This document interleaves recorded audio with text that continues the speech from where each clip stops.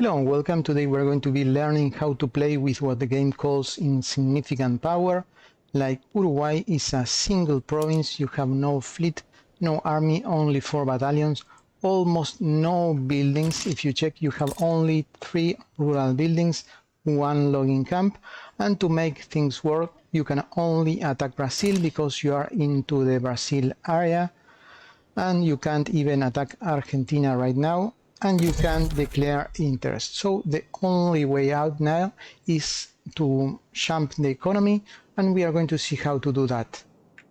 Now we are in the year 55 and we have expanded a lot into Argentina, Paraguay, Chile, and we can declare interest. When you can declare interest, you are in what I call stage 2, and now things are much easier. So we are going to give you a guide for playing in stage 1 when you are like Uruguay, and then to play when you are in stage 2 like Argentina or Chile. Also, if you check, our actual army is 52, and if you check the Brazil army at that time is 42 and 20 militia, so we can conquer Brazil. Also, if you check Peru, Bolivia, they have also an inferior army, and this means that we have no opposition, and our only limit is the infamy.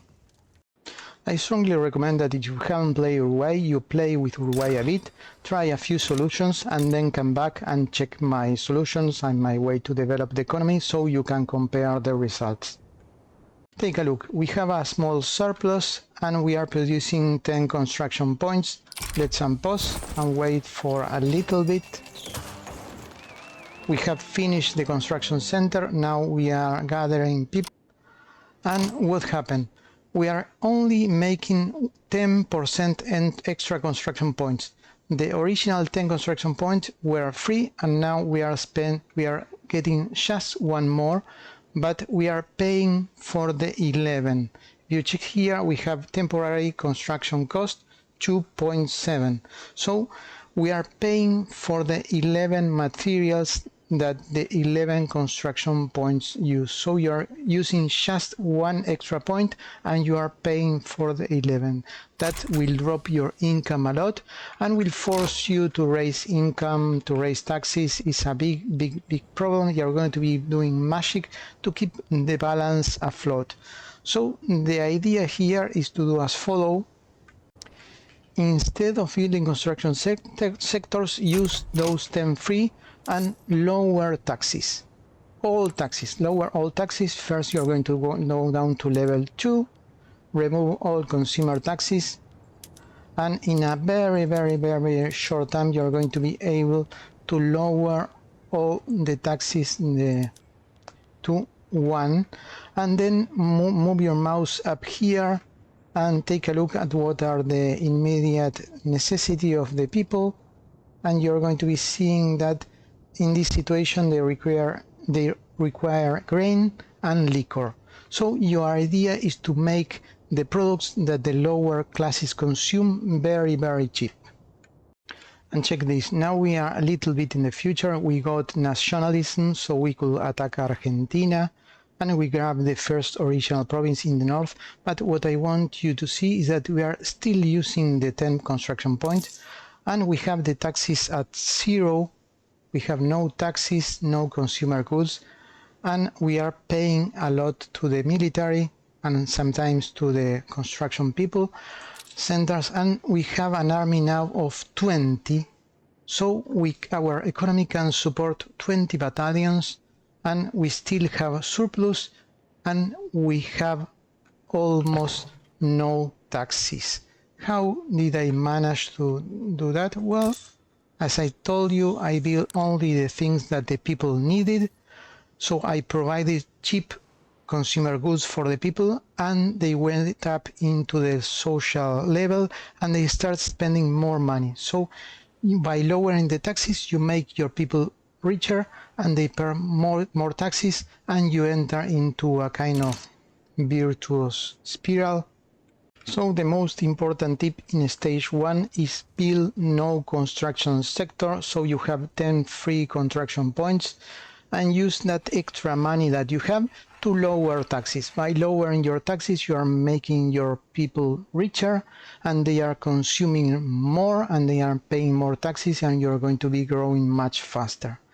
And since you have no population, your only way out is to expand and use that surplus to build a big army. For this time, 20 battalions is enough to beat Argentina, Paraguay, Chile, Uruguay, and we are close to beating Brazil in a few months.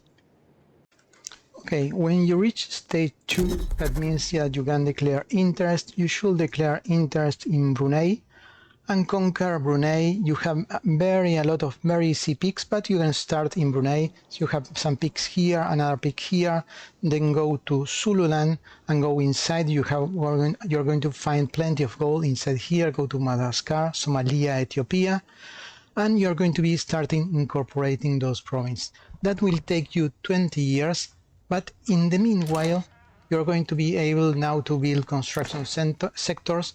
And since you have laissez-faire, by the way, if you don't have laissez-faire yet, check my video on corn laws. That will explain you how to pass that law very fast. And you also have postal codes and stock exchange technologies, this one and this one. You're going to be reinvesting a lot into your construction pool. So you go here and you're going to be seeing that you're going to be plenty of buildings here, thanks to the money of the buildings from the conquered countries in Africa and Brunei and all the colonies. The good thing about expanding here in Africa is that they don't cost you almost no infamy, so you can capture a lot of land and factories that contribute to your investment pool with almost no infamy, and you have plenty of people to use in your armies, so you can free your workers in the mainland Uruguay and use your workers here to work in the factories until these countries are fully incorporated, and that time the benefit will be double. If you find this information useful, you can help the channel by joining as a member, but you can also press like and subscribe. That is completely free and you're helping a lot. Thanks for watching. See you on the next one.